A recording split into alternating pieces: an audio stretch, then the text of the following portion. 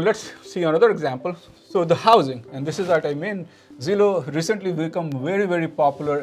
Right now, I don't know about India, but right now in US, there is a tremendous crunch of houses, and the houses prices are really, really appreciating very, very fast because of pandemic. A lot of people do not want to go out of their houses, do not want to sell their houses, and do not want other people coming and visit their houses to see their houses. And then also because there was not a lot of houses built in last 7 to 8 years because of things that happened in 2008 and 9 time period.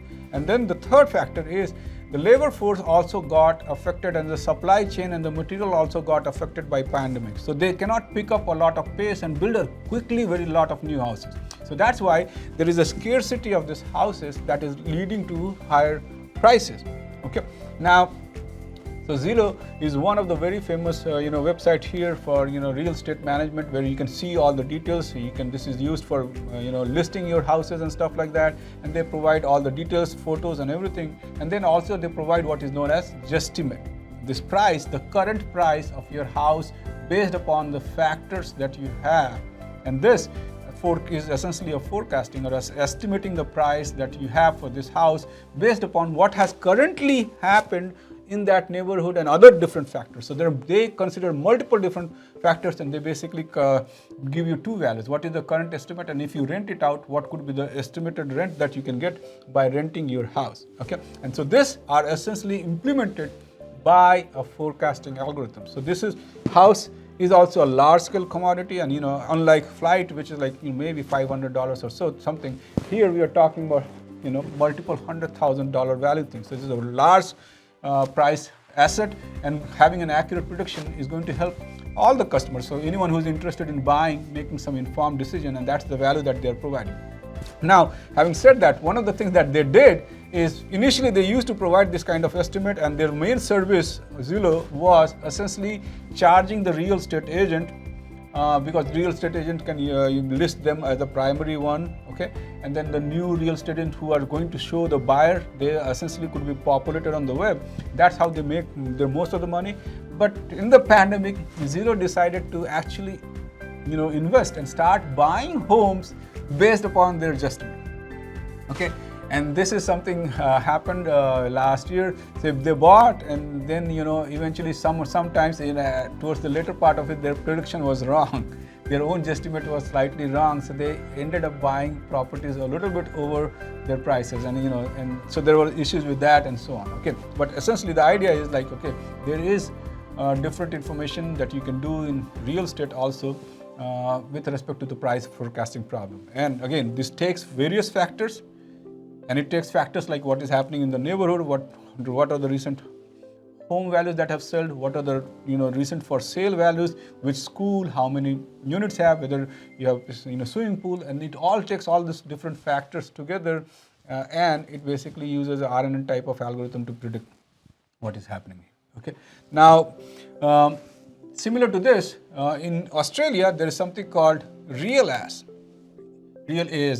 This also does exactly the same thing what Zillow does here in US, and this Real AS essentially helps is a real estate website for Australia, and they also have a forecasting algorithm that predicts what is the current value of that house that you're using. And again, same factors.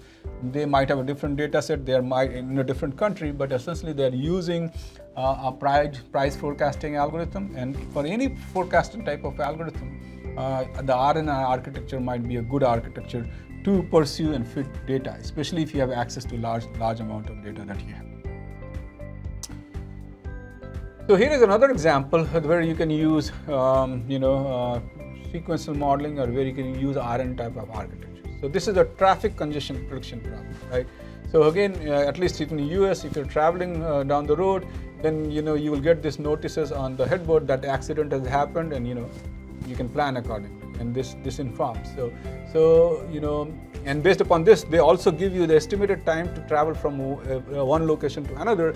And this site of application, this site of a very, very useful information which is publicly provided to people based upon what is currently the situation in the overall traffic is known as traffic congestion prediction problem. And again, wherever this word prediction comes into picture, right, especially which has time sequence in it, so they use traffic prediction. They use something like very similar to recurrent neural network.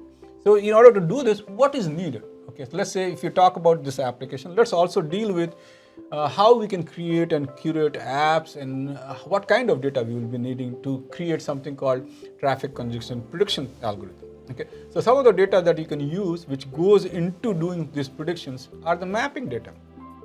Okay, now the mapping data could be accessed through Google Map, and there are other like TomTom, and there are other APIs that gives you mapping data.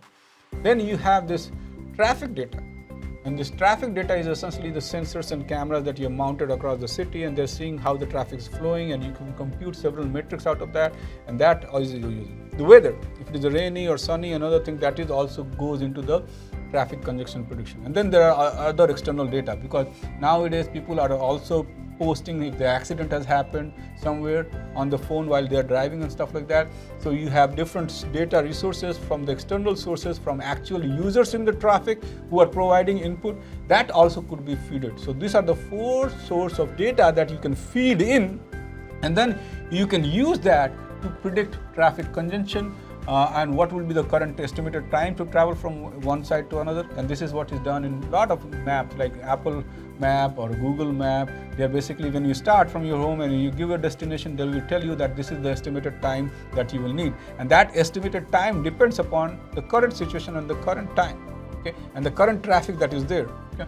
And they take all of that into account to do this traffic prediction. So as you can see, the key challenge in some of this application is not the recurrent neural network, which is the technical aspect, but how do you get this useful entities of data from various stakeholders and integrate that beautifully to use that in an algorithmic form to do the prediction. Obviously, the prediction accuracy is important, but what I'm trying to emphasize here is it is also important for you to think about an application.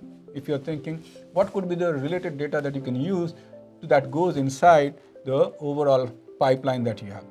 And again, for the traffic prediction, this is there, and I have been talking about similar things in the case of housing market, in the case of hotel pricing and other things. You might need different types of data sources. And again, one of the new businesses that is coming is this services that allows you to provide and get a lot of data. So they are collecting this data, and now you as a person can access this data, and you have to pay for accessing that data. But you can use that, and you can create different applications based upon data that is widely available. Okay. So again, continuing this, right? So what we can do, we can take historic traffic data, real-time traffic data from sensors and other things, weathers, and then we can use a neural network type of architecture to do this prediction of flow, how time it will take, whether there is jam and occurrence, what is the current driving speed that you have. All of this could be implemented using the data that is coming from the various sources.